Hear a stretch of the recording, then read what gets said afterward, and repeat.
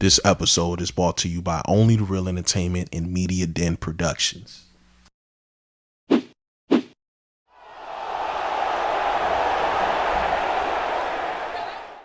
What's going on, y'all? Back at it again with another episode of Real Hoops. We're gonna get straight into it.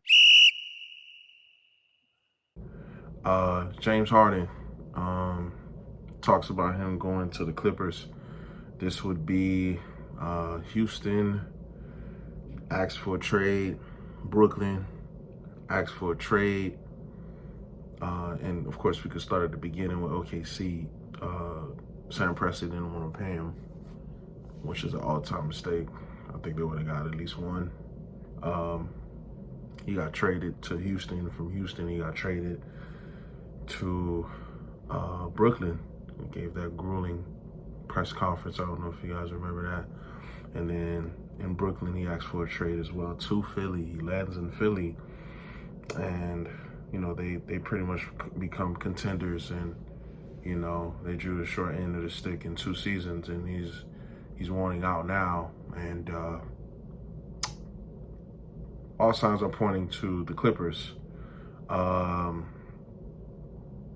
Clippers with Westbrook, I would assume, I'm not sure what pieces they're going to move in order to get him. I would assume they would keep, of course, Kawhi and Paul George. So you'll have those 4 guys in your starting lineup. Now, what does that do to your bench? We've seen what a trade can do to somebody's bench via KD and the Suns. So I don't know if that's the answer. James Harden is still a good guard. I wouldn't say he's back to his Houston days, but he just averaged 21 and 11. That's not no slouch, you know. But I don't think he's at this stage of his career going nuclear like he was, averaging 35 plus in back-to-back seasons, damn near. I think those days are behind him.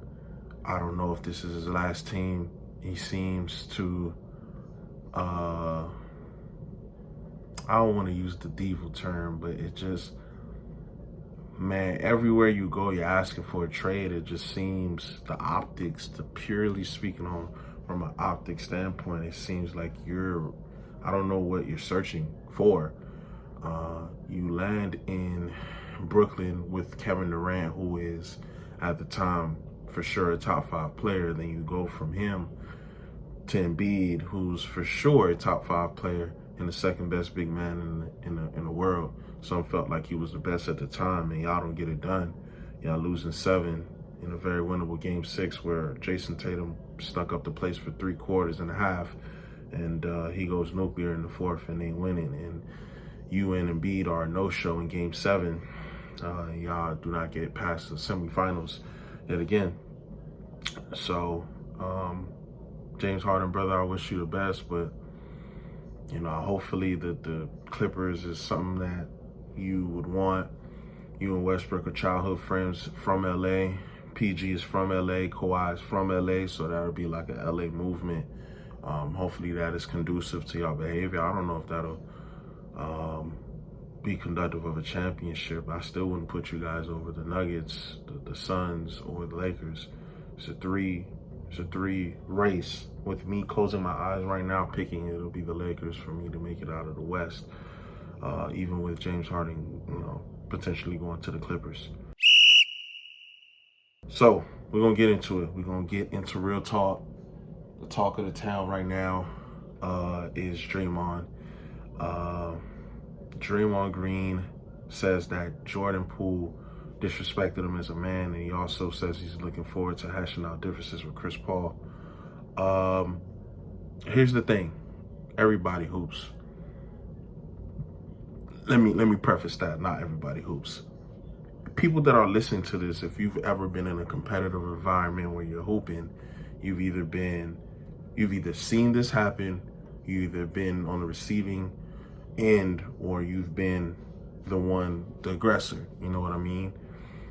But this happens if you play ball long enough. People, since we're going into real talk, hear me out. My partner, I was about This is around 2015. I was about 20 years old, 21 years old at the time. And my partner was a young bull. He was like 16. You know what I'm saying? He had a shot or whatever. And, you know what I'm saying? He talked greasy. You know, he called a foul. I don't even remember if the foul was conducive to be called a foul, but he called a foul. And this is a grown man that my big brother was cool with at the time. Like, he knows me. He's seen me grow up. And again, I want to preface this by saying, Real Hoops, we love everybody over here. He called him the F word. This is, at the time, early 30s, a 16-year-old talking to him, and he says the F word. I've never held a man back in fear for my homeboy's life like I did. If he got a hold of my homeboy, he was getting knocked out. So you know what I did at the time? I was the older one, and we drove together. It was the four of us. We drove together. We got in my car. I say, yo, bro, don't ever do that again. You're going to put me in a position where, you know what I mean, there's certain things you don't say to a man. Like, fellatio. You tell a man to give you fellatio, you deserve whatever it is that's coming to you. You know what I'm saying? You call him out his gender, whatever his gender is, might be some repercussions. There's certain lines that you don't cross within basketball. In basketball, you could, like, that's always been my rule since I was a kid. Hey man, I get you don't agree with the foul call. The B word, we ain't finna do that, you don't know me. P word, we ain't finna do that, you don't know me. Or I might just put hands on you. I might put hands and feet on you. And we ain't playing Twister. You hear me? So it's certain things that she'll say to a man in the crevices of the basketball court that you just can't say. It's a worldwide thing between men. We just know we can't call another man certain things without you facing repercussions. You know what I mean? So I get it. I get it. He says I just don't hit people.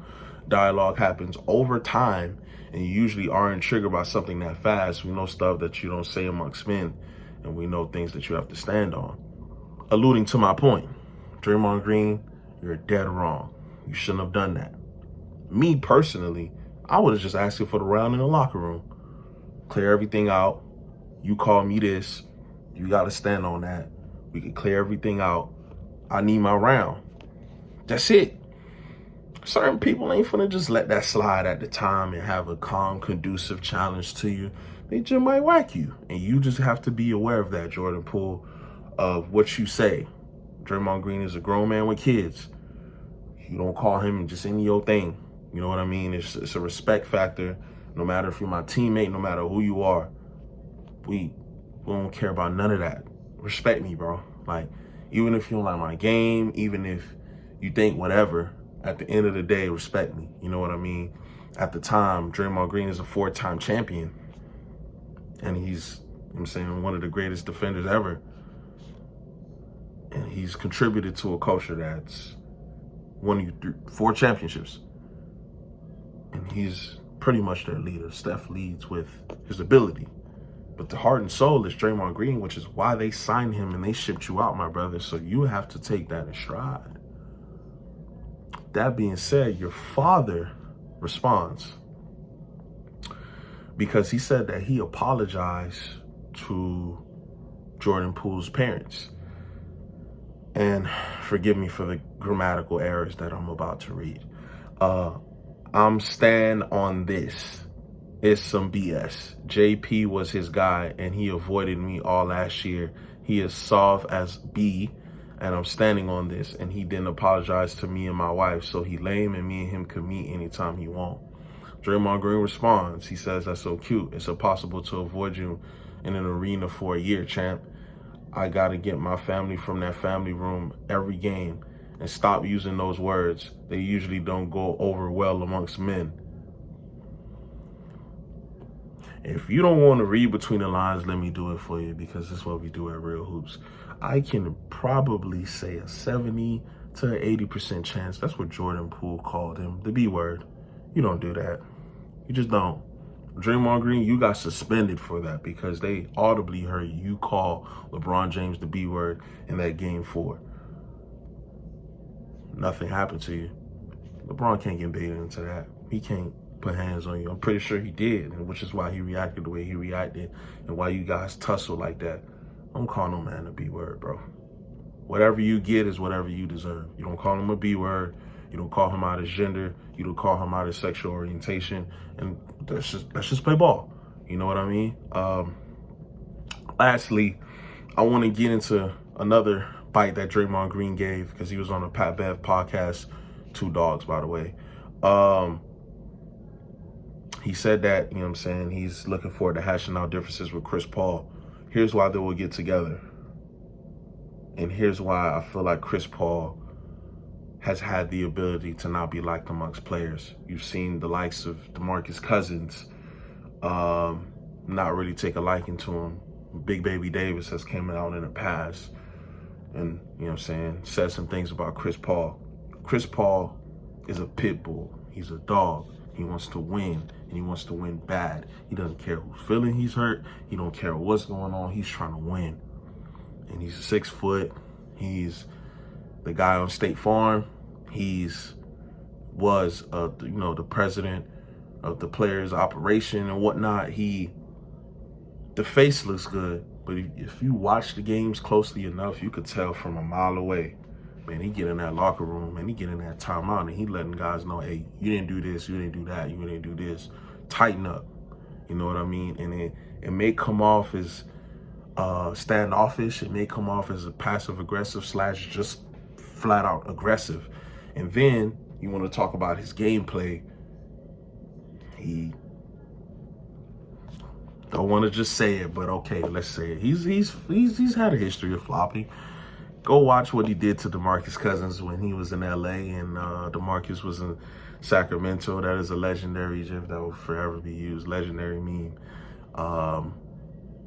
He's had some low blows to guys. He comes from a football background. I watched some of his interview with those boys of I Am Athlete, Ryan Clark, Fred Taylor, Shannon Crowden, and those boys. And he has a football background, so he likes to initiate contact.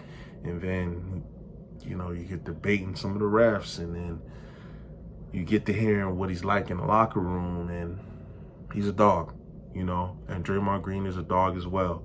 Draymond Green will challenge Chris Paul because, with Chris Paul, of course, being the better all-time player and what have you, Draymond Green is the initiator of the offense, and he's been for 4 championships, even when Kevin Durant was there. And I think they can learn from each other because I look at Draymond Green as a high IQ player. If you watch him defensively, if you watch him call out and ring in the offense with the back cut lobs and the handoffs, the dribble handoffs, the roll, and then the man in the corner rolls and he throws lobs. He's a good passer and he sees a lot of things. So I believe that they will get it together. They both want to play defense. They both want to win. They've competed in the past. Of course, the Houston Rockets 2018 team did have a chance to go ahead and knock the 2018 Warriors off. They blow it in the Game 7. Chris Paul gets hurt. And I know that still stinks him to this day because that would have been a hell of a victory. And I still think that would have probably beat the Cleveland Cavaliers. So I know that hurts Chris Paul to this day. So it's just, I feel like both sides of the party does have to come to a commitment of wanting greatness. And these are not younger cats. All of these players are in their 30s between Steph and Chris Paul and Draymond. These are men with kids and families. And all of these men want to win. So I'll never count the Warriors out just from the standpoint of they've been here before.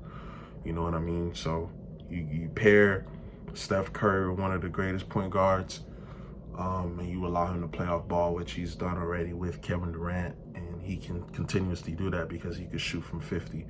So I think they work it out. But that'll be it for me over here at Real Hoops. I appreciate y'all tapping in.